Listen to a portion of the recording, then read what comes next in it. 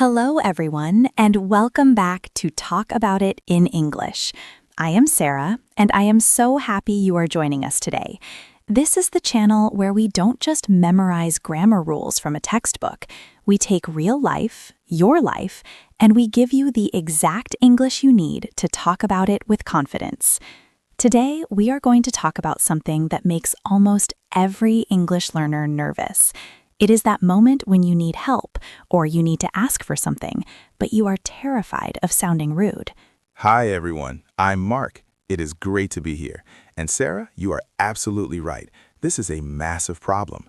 I have students who have great vocabulary and know all the grammar rules, but when they ask for something, they sound angry, they sound demanding, and they don't mean to be. They are the nicest people in the world, but their English makes them sound like they are giving orders in the military. Exactly, Mark. It is what we call the direct translation trap. In many languages, politeness is shown through your tone of voice, or maybe a special ending on a verb. So if you translate your native language directly into English, you might say something like, "Open the window," or "Give me the paper," or even "Help me with this." Grammatically, those sentences are perfect. There is no error. But socially, they are a disaster. They really are. If someone said to me, "Give me the paper," even if they smiled, I would feel a little bit resistant. I would think, who is this person ordering me around? In English, politeness is not just about your smile or your tone. It's about the structure of the sentence. We use specific words and patterns to create distance between us and the request. This distance is what makes us sound polite. So if you have ever felt that people look at you strangely when you ask for help, or if you feel stuck because you don't know how to be soft in English, this episode is for you. We are going to fix this today. We are not just going to give you a list of phrases. We are going to teach you 3 specific levels of politeness. These are patterns you can use every single day, from buying a coffee to asking your boss for a day off. And before we jump into level 1, if you are serious about speaking English that sounds natural and not like a robot, make sure you subscribe to the channel. We help you build these communication habits week by week. All right, Sarah, let's start with the most common mistake. Why do learners fall into this trap of being too direct? I think it's because school teaches us the imperative form very early.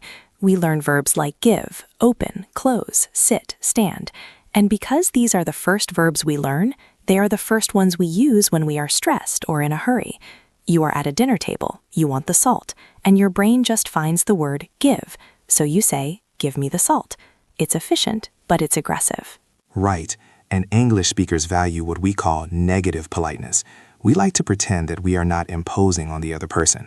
We like to give the other person a choice, even if they don't really have a choice. When you use an imperative like "give me the salt," you are taking away their choice. You are just telling them what to do. So we need to move to level 1. This is the daily standard. This is the pattern you should use for 90% of your small daily interactions. Level 1 is very simple, but it changes everything. It is the shift from using a command to using a modal verb question. Specifically, we are going to focus on could you. Now, Mark, I know many students ask about can you versus could you. Is there a big difference? That is a great question. In casual situations with friends or family, can you is fine. Can you pass the salt? Can you help me? That's okay. But if you're speaking to a stranger, a waiter, a colleague you don't know well, or customer service, can you can still sound a little bit direct. Could you is softer. Could is the past form of can, and in English, putting things in the past form creates that social distance I mentioned. It makes it less direct.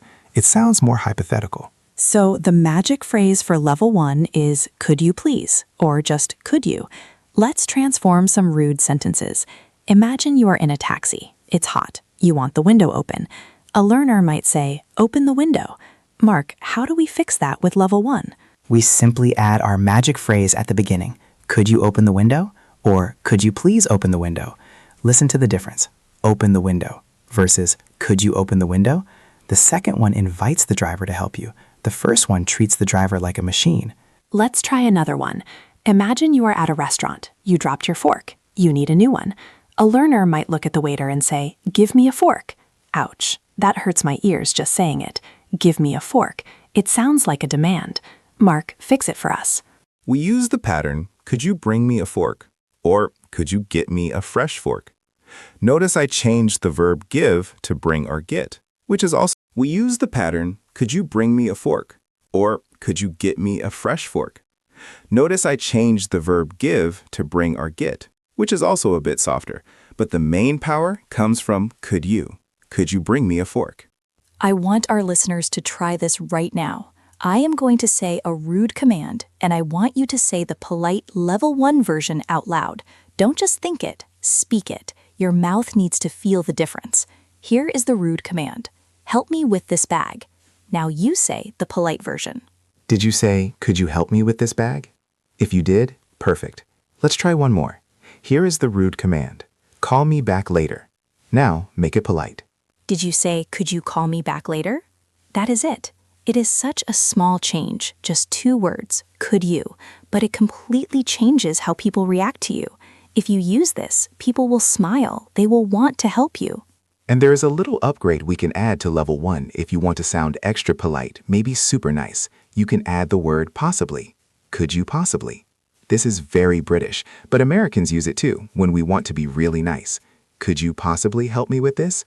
It shows you understand you are asking for a favor. I love that. Could you possibly? It flows really well. So that is level 1. That is your bread and butter.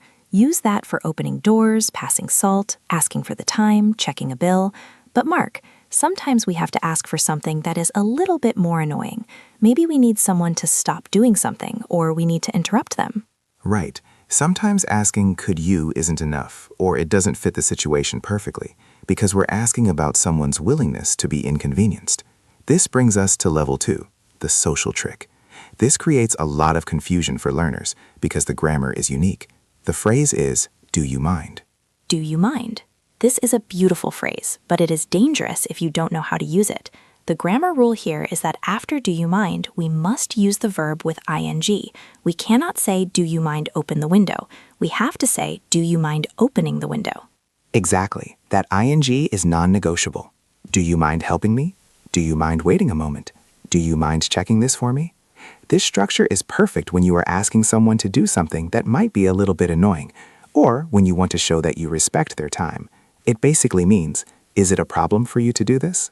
And that meaning is why the answer is so confusing. This is the part where everyone gets stuck. If I ask you, Mark, do you mind opening the window? And you are happy to do it, what do you say?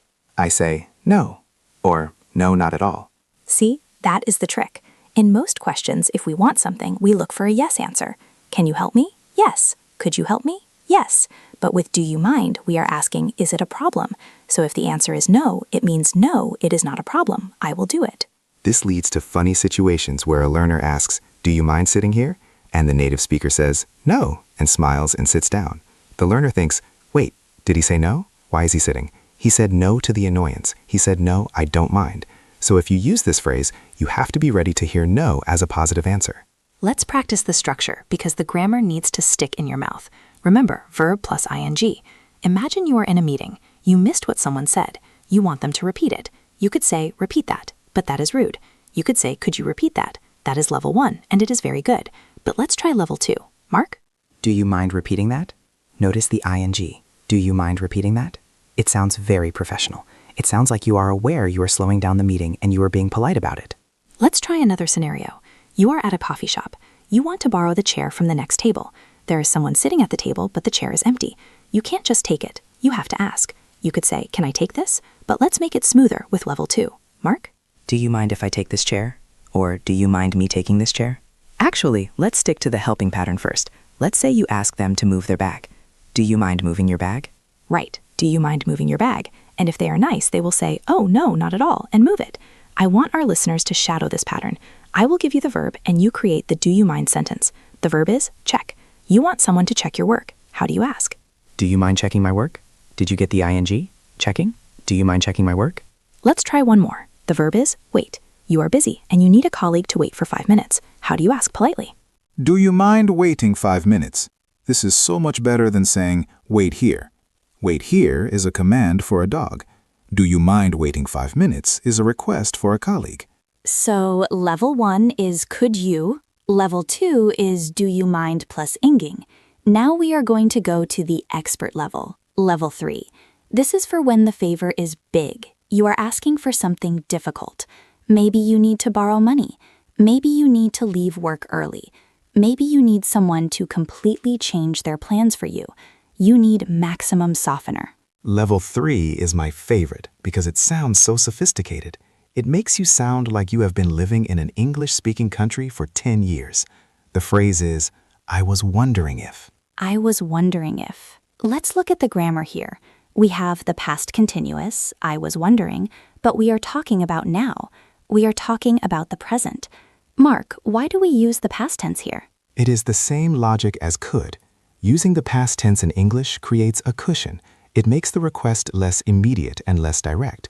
It implies, I was thinking about this in my head, but I am not demanding it. It is very gentle. I was wondering if creates a soft entry into the conversation. And what comes after if? This is important.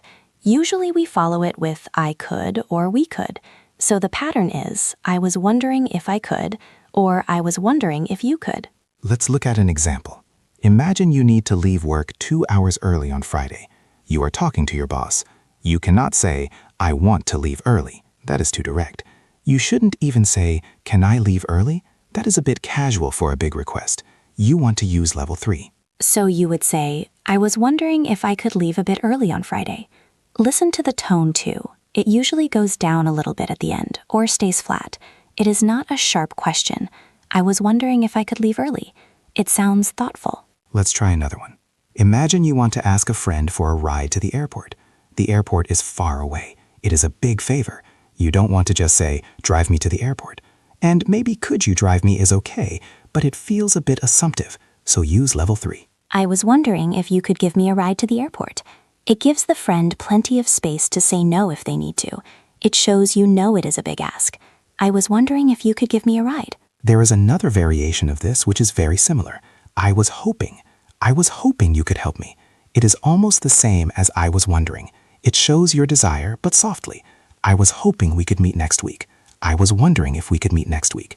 Both of these are excellent professional phrases. Let's practice the pronunciation of this because it is a long chunk.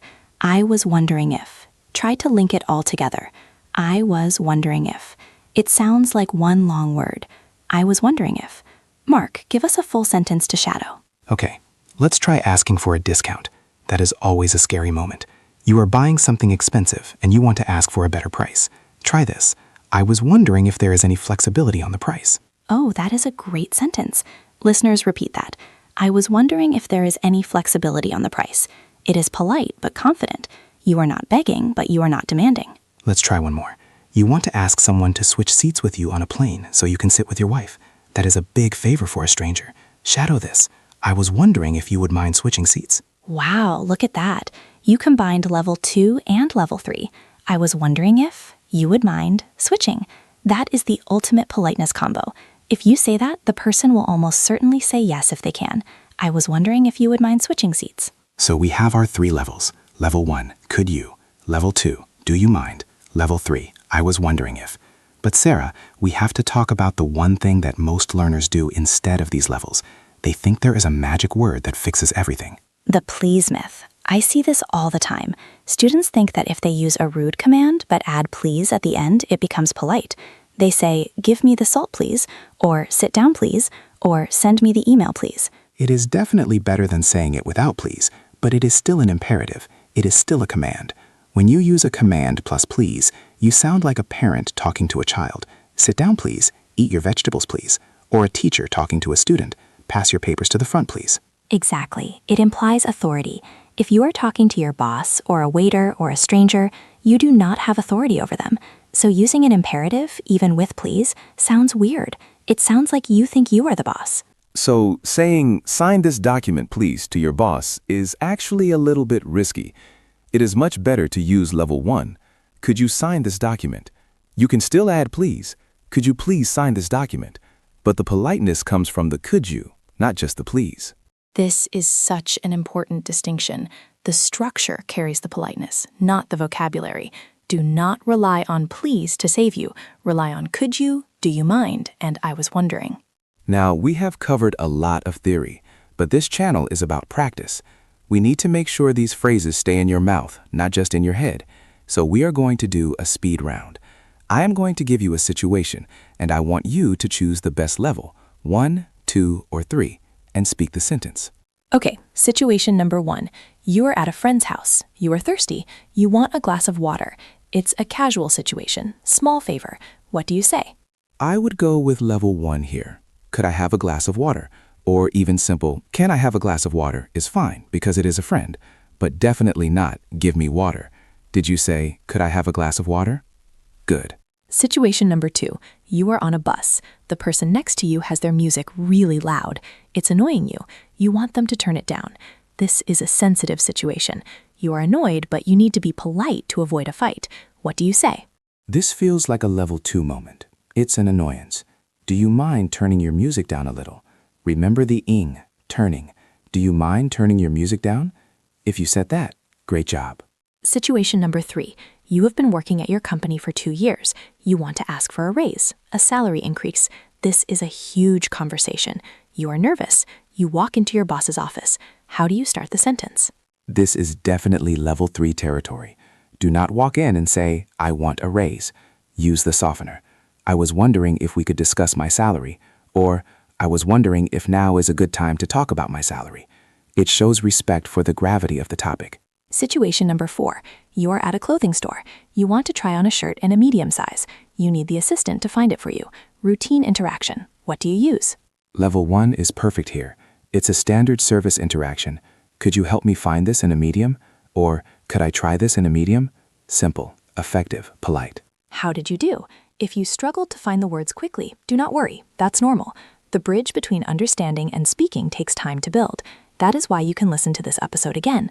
Listen to it while you are walking or washing the dishes. Shadow Mark and me. The more you repeat these patterns, the more automatic they will become. And remember, the goal is not to be perfect. The goal is to be effective. When you stop translating directly and start using these softeners, you will notice a change in how people treat you. You will see more smiles. You will get better service. Your colleagues will be more relaxed around you. It really is a superpower. So we have a challenge for you. We call it the coffee shop challenge, but you can do it anywhere. In the next 24 hours, I want you to use level 1, could you, for a small request. Even if you are not in an English-speaking country, you can practice the sentence in your head before you ask in your own language, or find a study partner and use it. And if you are in an English-speaking environment, try to use level 2, do you mind, once this week. Maybe ask someone, do you mind checking this? Or do you mind watching my bag? See how it feels to use the ing form and wait for the answer. These small habits build fluency. You don't become fluent by memorizing a dictionary. You become fluent by mastering these little interactions that happen 10 times a day. If you found this helpful and you want to keep building your real-life English, please hit that like button. It helps us know what kind of content you need. And subscribe so you don't miss our next topic. We have some great episodes coming up about talking about your job and handling medical appointments. Yes, next week we are going to talk about explaining your job. Not just I am a doctor, but really explaining what you do every day so you can have interesting conversations at parties. You won't want to miss that. So thank you for listening to Talk About It in English. Remember, don't just study grammar. Speak about your life. Practice those softeners. Could you? Do you mind? I was wondering. Get them into your mouth today. We will see you in the next episode. Bye, everyone. Bye.